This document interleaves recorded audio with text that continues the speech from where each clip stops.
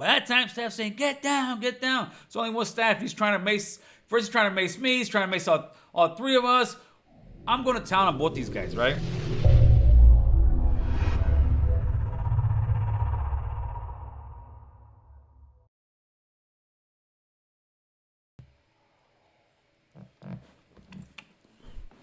What's going on, Raza?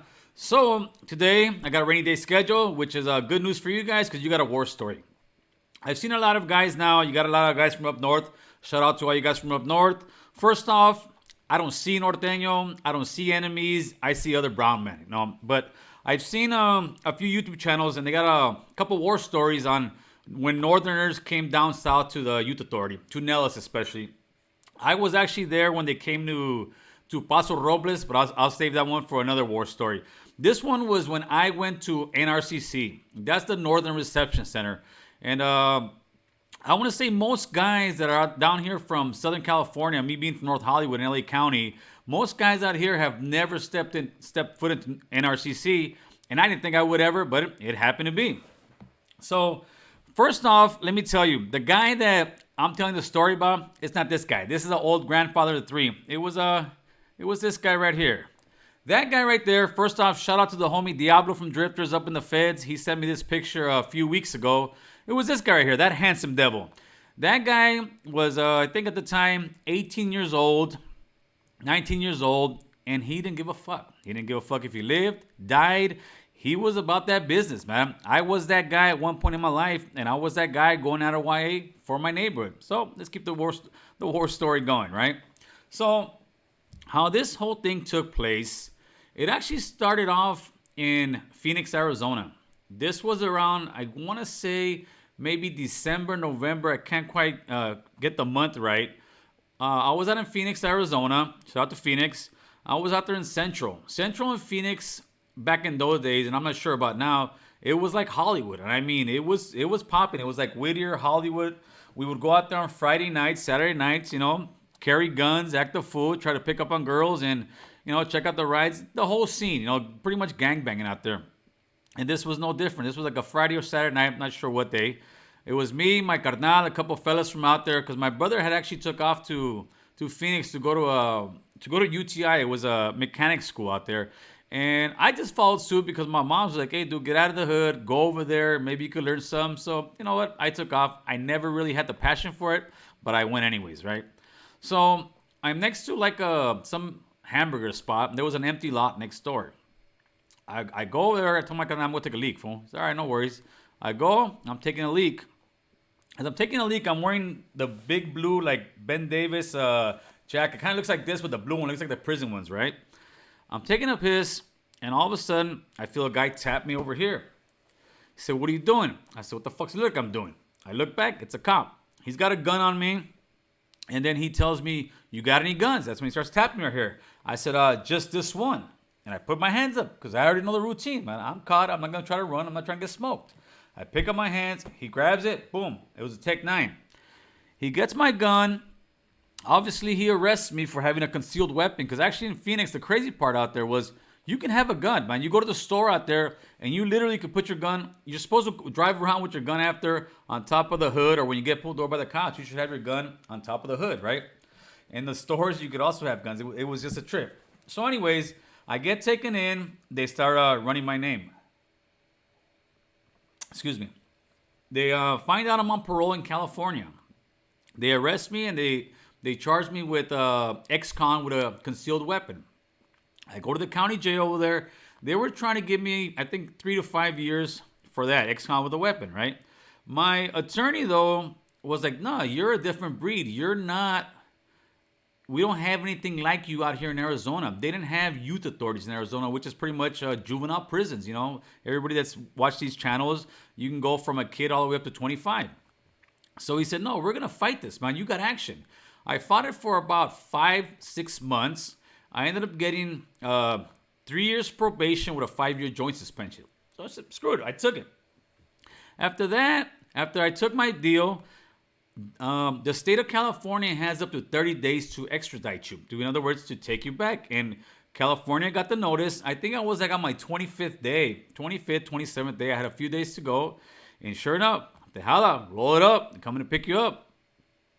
They come, they do their thing. It's two marshals in a white van. They get all my clothes out. I get out of my county clothes from Arizona. I put on my jean jacket, my big pants. I'm tumbado out. I'm choloed out. I get in the van with these guys. They're cool. They cuff you here, cuff you around the waistband, the whole thing. They cuff you from your waist down, and then they put shackles on your feet. So we're driving down the desert. We stop off. I still remember this vividly. We stop off at this gas station, man. This gas station was like Silence of the Lamb. It wasn't a gas station; it was a rest stop. First, one cop goes in there to make sure nobody's in there. I go in there, dude. I can't see anything. There's flies everywhere. It's disgusting. It stinks. I'm there with chains trying to take a leak. You got bugs everywhere. It was horrible, brother. But it's part of the gig. I'm at this point thinking, and I'm kind of pumped up, believe it or not. I'm thinking, oh hell yeah, I'm gonna go to the Southern Reception Center. This is my second time. Now it's my turn to shine. And that's just the way we would think back there. It's my turn to shine. I'm going to go here as the bigger homie. I always had low size because I was that guy, whether it was in YA with the free weights, I'm always working out. Anybody who knows me, I was always working out. And if I didn't have the free weights, I'm always doing push-ups. I'm doing back arms. I'm finding a way to stay fit because if you're in jail and you're living that life, you got to stay fit. You can't be a fat, overweight guy who's going to run out of breath when you're getting down with somebody. So anyways, we're shooting down the 10 freeway. And then I trip out because they ended up pulling into YTS. At this time, YTS wasn't taking violators yet because I ended up going to YTS a few years later. That's where the violations would go then, right, as you get older. So we pull up on YTS and, and they don't put me in state clothes yet. They pretty much, do the strip search, do the whole thing. And they still haven't told me anything. I'm still tripping out. I'm like, all right, I thought this may be a layover. I'm going to go to SRCC after. Nobody really is telling me anything because obviously they're scared of you calling somebody and kind of let them know, hey, I'm going over here. So the next morning, around, I think it was 4 or 5 in the morning, I get my sack lunch, and on the road we go. And as we're passing TS, I start noticing, I said, wait a minute, man, we're going up north. I asked the sheriff or the marshal, I said, hey, man, where are we going? He tells me, you're going to NRCC. I'm like, what the fuck? NRCC? I said, dude, I'm a Southerner. What am I going to NRCC for? He's like, well, since you paroled out of state, it's interstate compact. And since interstate compact, you got to go to the main headquarters, which is Sacramento. So I'm like, shit, all right, well, I guess I'm going to NRCC. I think the whole ride from Phoenix to NRCC without the layover was about 12 to 14 hours. So it wasn't the greatest ride in the world, right? I get to NRCC and I'm tripping out, homie, because straight up, I'm in Northern Territory, right? I'm a young guy from YA. I already know what time it is. This is not my first rodeo. So I'm walking in there. I ended up being in the they're not dorms or cells, but in the unit way in the back. Actually, I couldn't even really find too many pictures of this place. It was kind of crazy on the internet. You can't really find it. This is the best picture I have. That green stuff that's around there, that's the unit I was in. I think they're demolishing the place and probably making condos. Who knows? That's the place I was in, right? Let me give you a little feel of how this place actually looks. This is the inside halls. I'm not sure if this is NRCC, but it's something like this, man. You go down a corridor. You've got here, let me go back to this one. You've got that center spot that comes out. That's the day room. You got one wing this way. You got the control center where the staff rack can look both ways. You got showers and restroom, and the other side is pretty much a mirror image of the unit, right? So, it is what it is. I'm an NRCC. That guy's looking at me, and off the bat, they can kind of tell I'm not a Northerner. I'm not a Southerner like them. You can tell off the back like who's who, especially if you've been in the system in the youth authority back then, right? So I do my thing. They strip search me. I go to my cell. I ended up getting celled up with some guy he was a Southerner, I think from San Jose. I'm not too sure. I couldn't remember, right? So I'm in there about, I don't know, maybe a few days. By this time, it's May. I think it's right before Memorial Day. And I'm in my cell, and this is how the makeup worked out, right? Let me show you. Give me 1 second. Okay. The X to the left is my cell. The center spot, it was two black guys from the Bay Area, two big African American guys, and to the right of that, the other X, those were the northerner guys were at that I ended up eventually socking up, for lack of a better words. So I'm sitting in my cell doing what we do, chilling, working out, whatever it was. And then I hear out of my cell window, I hear there was this old song back in those days. Some guys who are my age will remember it. It was some chick saying "No scrapas in the house," and that was kind of the hook to the song, right? "No scrapas in the house." There was these two Nortenos, but it was specifically one. I hear him not from myself, for the cell over. "No scrapas," and this fool's yelling out his window. In other words, he's woofing, right? So I heard him 2 or 3 times. So what I do is I go to the wall next to me, I thump, and the brother say, "Yeah, what's up?" I said, "Hey man, get at your neighbor for me. Tell him to go to the window." I said, "All right." So I hear him go over there, same thing. A little bit. I hear him thump, tell his neighbor, "Hey, this guy in whatever cell or room I was in says he wants to get at you." And the guy's like, "Yo, what's up?" He had they have a little bit of a different swag and accent, right? I said, "Hey homie, why don't you keep that to yourself, man? It's disrespectful to us." And he's like, "All right." That's what he said, right? I said, "All right, cool." I didn't come at the guy foul. I didn't try to push up on him. I just pretty much told him what time it was. It's disrespectful. And then maybe about, I don't know, maybe a minute or two, what do I hear? "No scrapas in the house." I said, "All right, homie. That's what time it is? That's what time it is, right?" So we end up going out. It was a long ass yard, that one, man. I want to say, like I said, I think it was Memorial Day weekend. I don't know if it was on a Friday, but I just know it was Memorial Day. They gave us a shitload of program that day, right? And I already had it in the back of my head. In the back of my head, I already had, I'm going to ding that fool up. That's all I had. I didn't tell my celly. I didn't tell any of the homies. I just knew in my head, I'm going to get my program in as much as I can, and I'm going to sock this fool up. So sure enough, it was time to line it up. I want to say by this time it was probably like around 3, 4 o'clock, right before the count before dinner, right? And what happens there, here we go. Let me show you where we're at. That yellow area right here, that's where you line it up, right? And that's where you go into the day room, and then you come to your cells. Where I'm in that little yellow area right there, right? Let me put this down here. I'll give you 1 second. So I'm in that. So I say, all right, line it up. So as we're lining it up, people are here. I'm walking towards the guy, but they're in line, right? As soon as I get about this close to the guy, real close, right? Let me take this out real quick. As soon as I get this close to the guy, he's giving me this little smirk, like, psst. So what I do, I crack this fool. I crack him. He starts going back, goes down. I'm on him. Bing, bing, bing, bing, bing, bing. He's down on the ground. I'm cracking him. His celly starts jumping back, goes in his pocket. So I jump back real quick, and I'm like, what's this fool gonna do? I thought he was gonna bring out a shank or something, right? This fool, he puts a fucking pocket comb on his hand, dude. I saw that shit. I said, homie. By this time, this fool's dazed on the ground. I get on his celly, bink, bink, bink, bink. I bink him up real quick. By that time, staff's saying, get down, get down. It's only one staff. He's trying to mace. First, he's trying to mace me. He's trying to mace all 3 of us. I'm going to town on both these guys, right? At this time, they got me maced. I'm close from one eye. Get down, get down. Everybody's getting down. Those 2 guys get down.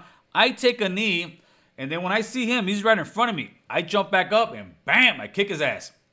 Try to get a couple more blows in, and then after that, they do the fogger again. They fog the shit out of me.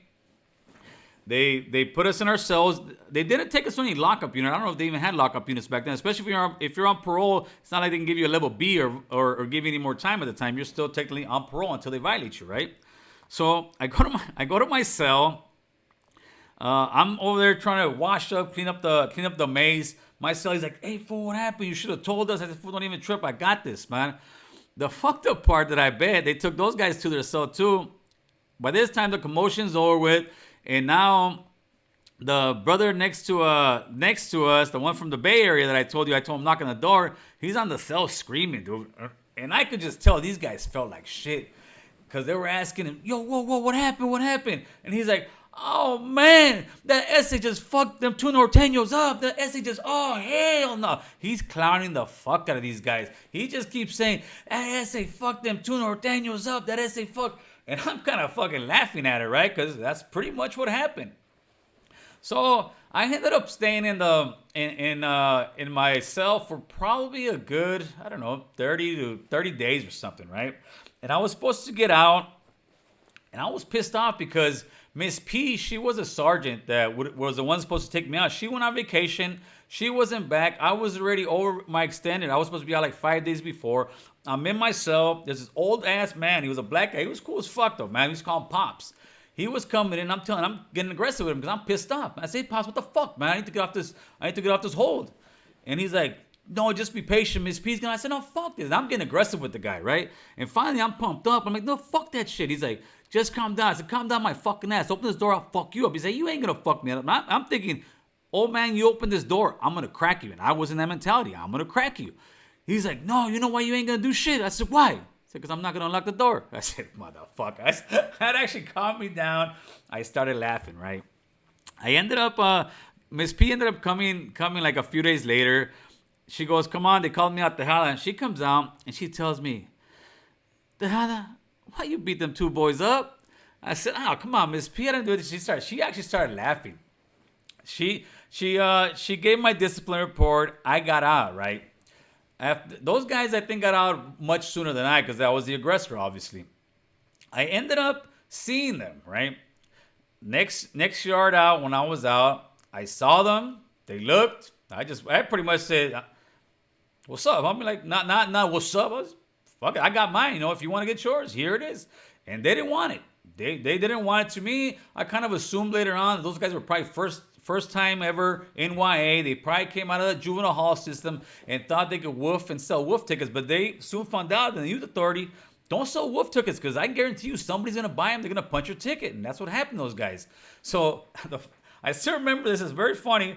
I'm walking up again. This was after I got out my lockup orders and everything. I'm getting in line, and them two big ass guys from the Bay Area, I was standing behind them. They're like, oh hell no, you get in front of us. You get in front of. I ain't fucking with you, Essay. I said no problem. So pretty much I used to always be the first one in line, because guys didn't want to get behind me because they thought I was gonna crack them. And it wasn't I was gonna crack anybody. It was, again, like I said, the youth authority was a vicious place. The youth authority taught you very quickly not to woof, and if you are going to say something, you better get your money right away, because whoever you woofed on, there's a good chance they're about that, because that's what the youth authority was. It was about guys who were gangbangers in the streets. It was the cream of the crop of the gangsters. That's why we were going in and out of jail. And the moral of this story just is, don't sell woof tickets, because eventually somebody's going to buy one, man. Other than that, guys, I hope you enjoyed the story. This is just a story to break the monotony of, what I try to teach and prove and on this channel, the positivity, the good stuff. But this is just something for fun. If you guys like the stories, hit that subscribe button, leave a comment. If you don't like the story, then you don't like the story. And for all you haters, you get that. Bye, Felicia, baby. I'll catch you guys later, man. Bye.